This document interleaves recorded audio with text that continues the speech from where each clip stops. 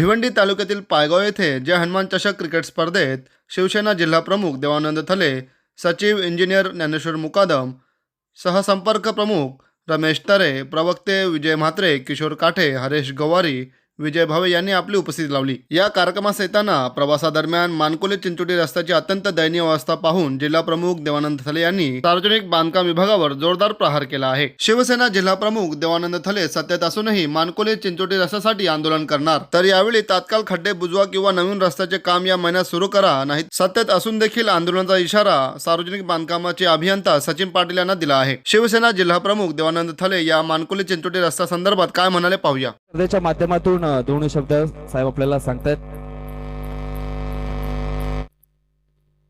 जय हनुमान चषक पायगाव 2025 अतिशय भव्य आणि दिव्य अशा प्रकारचे क्रिकेटचे सामने मला वाटते प्रेक्षकांना बघायला मिळाले 2-3 दिवसात।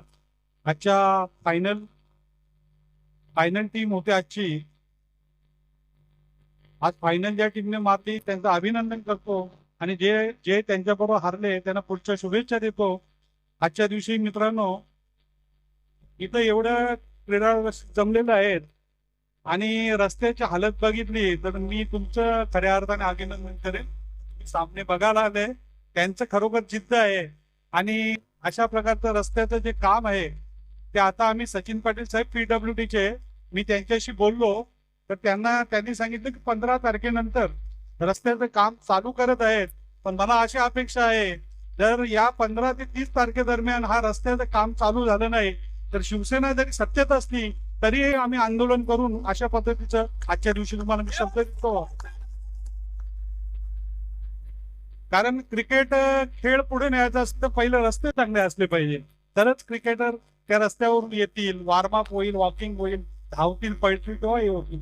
अशा पद्धतीने येता येतच मला वाटते आपले खेळाडू थकून गेले असतील आणि आजच्या दिवशी खरोखर मी बरेच महिन्यातून बोला का 1 वर्षातून 2 वर्षातून पायगावला आलो असेल, पण आज हालत जी बघितली रस्त्यांची खरोखर त्याच्याबद्दलच बोलणं जास्त गरज आहे। तेव्हा मी क्रिकेटवर नाही तर आमचे ओम महोनी लगेच रस्त्याचे PWDचे आपले अध्यक्ष आहेत सचिन पाटील, एक्झिक्युटिव्ह इंजिनियर, त्यांच्याशी चर्चा केली आणि वारंवार विजय पाटील असतील, आमचे रमेश भाऊ असतील, हे नेहमी या रस्त्यांबद्दल बोलत असतील आणि आज खरोखर मी जय हनुमान क्रीडा मंडळ या संघाचं मनापासून आभार मानेन की त्यांनी मला इथपर्यंत आणल्यामुळे ते मला खड्डे जाणवले आणि असे मला वाटते आपण येतानाही माझी चर्चा झाली की आपण आपल्या मंत्र्यांना आणि आमदारालाही या रस्त्यातून रोज आणलं तर त्यांना इथल्या व्यथा समजतील, एवढं नक्की।